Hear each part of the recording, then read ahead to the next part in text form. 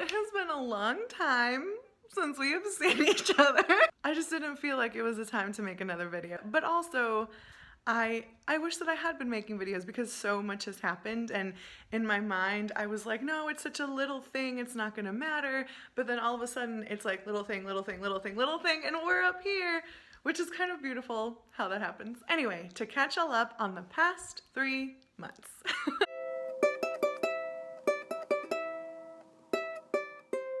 So the last time y'all saw me, I was waiting to have an interview with a coffee shop, and I waited and I waited and I waited and they didn't call me.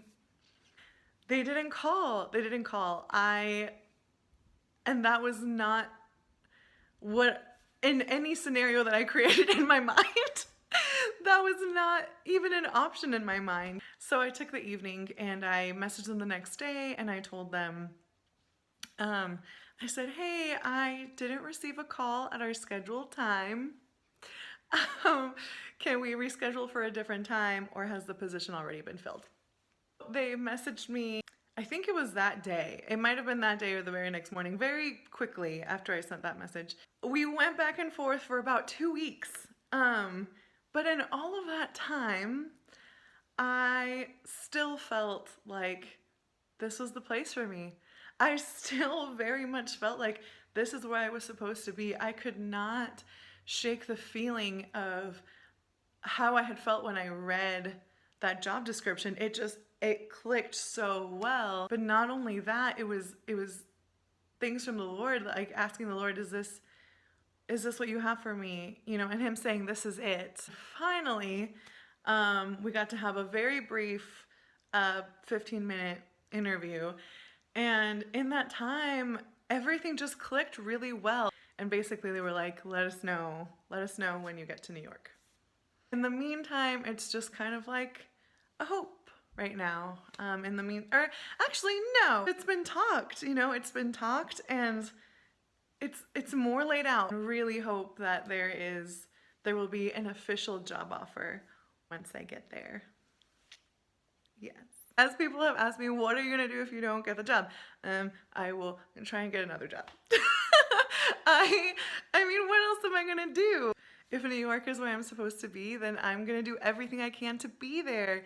And I also think it'll be easier to find a job once I'm there. So anyway, that concludes the follow-up of the last video. Now we get to this next juicy bit that I am very excited to share with you. Hi guys! So we are here for part 2.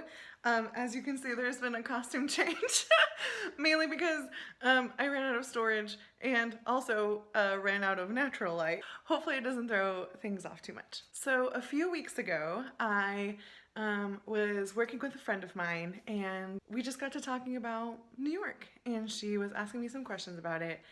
And very plainly, she just asked me, you know, like, what is keeping me here? I didn't hesitate.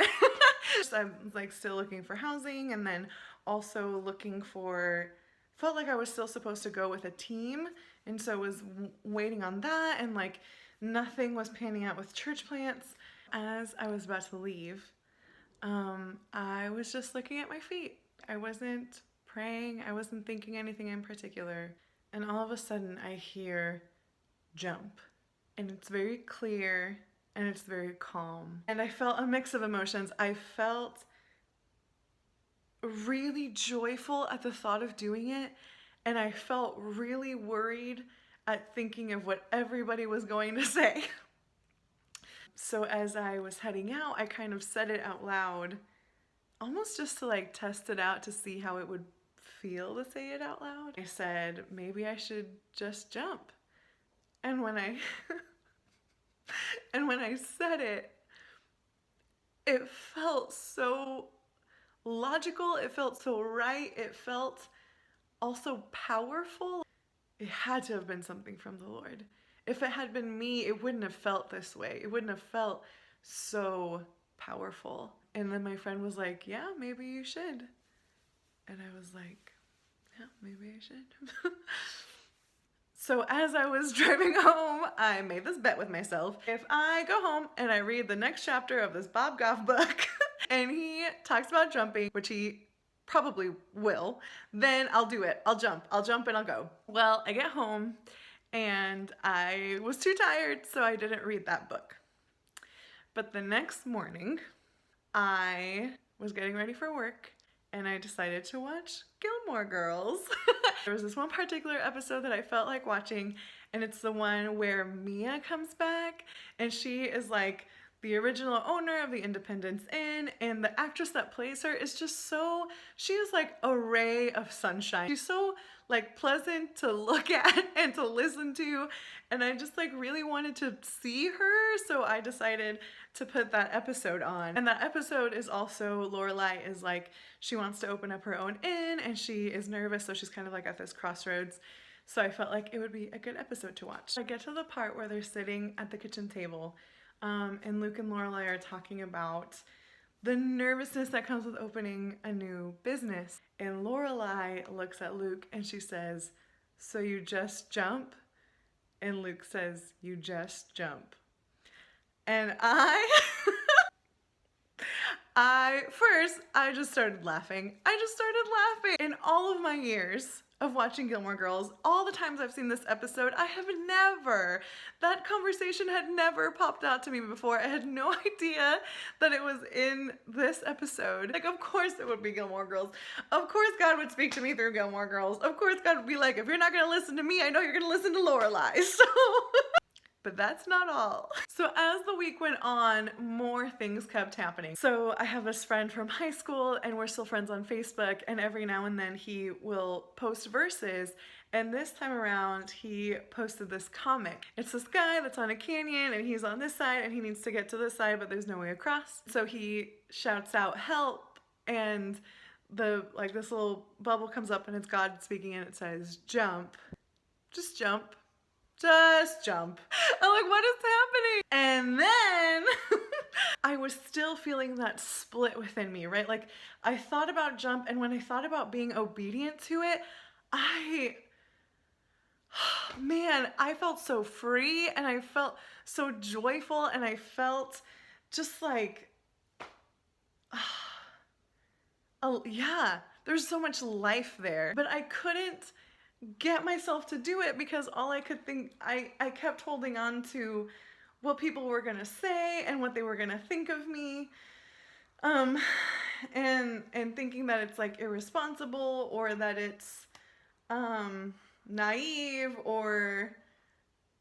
So I'm listening to this worship song and I'm praying, and the next song that comes on is Geronimo by Shepherd. And I just started laughing. And I think that to me was the point where I really let go, because I was like, you know what? I am missing out. I am missing out on so much joy by not fully going into this the way that the Lord is asking me to. I'm missing out on the joy that He has for me by not obeying Him fully. But the most significant part came a little later, because I was thinking about the word jump and how often there's some negative implications to it. Simple ones like jumping to conclusions, and then sadder ones like jumping to end something. And what he reminded me of was at the beginning of 2020, he gave me a picture. So when I prayed for a word for 2020, mine was trust. And with that also came the idea of freedom, of feeling fully free. When I prayed about it, I felt like God gave me this picture. And in this picture, I am like a little girl, and there is this cliff side, almost like cliff jumping. And I'm very timid about it at first. But finally, I muster up the courage and I jump. And what ends up happening is that there's a trampoline at the bottom that I didn't know was there. And so I jump and I hit the trampoline and I automatically come back. And as the picture goes on, I start gaining confidence, and by the end, I am like running to the edge and just jumping and enjoying, and just feeling totally free, and knowing that the trampoline's gonna be there. And really, I mean, it was the Lord letting me know that He is always gonna be there to catch me when I jump. So for Him to tell me now to jump is special. To get to the point and to sum it up, God said jump, and I'm gonna jump. So what that looks like, firstly, is that I am standing because I've gotten rid of my dining room table, which means I've gotten rid of my chairs. I am selling my furniture, I'm selling all my clothes, I'm selling my mattress, everything. Practically everything. I'm doing everything I can on my end to make way. And all that we are waiting on right now is the perfect housing opportunity. And I see the post, I see it. I'm waiting, the right one hasn't come along. But when I pray about it, I feel like the Lord is saying it's coming. And you know what? Beautiful thing about walking with the Lord and taking risks like this, because I've taken these risks before, because I've been obedient before, because I have trusted Him before, it's easier to trust Him more and more and more. So when He says it's coming, I can be like, okay, I trust you. I know it's coming. So we are looking for a place to live. And once I have that, we're gone. So that is what we are looking forward to right now. That's what we're waiting on. I'm just excited. I'm excited to see what He does here. So thank you for following along. Thank you for being in this with me. It really does. It matters a lot. So I am thankful for each and every one of you, and I can't wait to see what happens next and to share it with you guys, good or bad, whatever comes. So I think it's going to be good though. All right, I love you guys a lot, and I will see you very soon. Mwah! Bye! I also want to give a special shout out to my brother Alan, because I am 100% positive that he is the first person watching this video, and I appreciate it more than you know. Thank you so much for doing that. You are amazing, and I love you.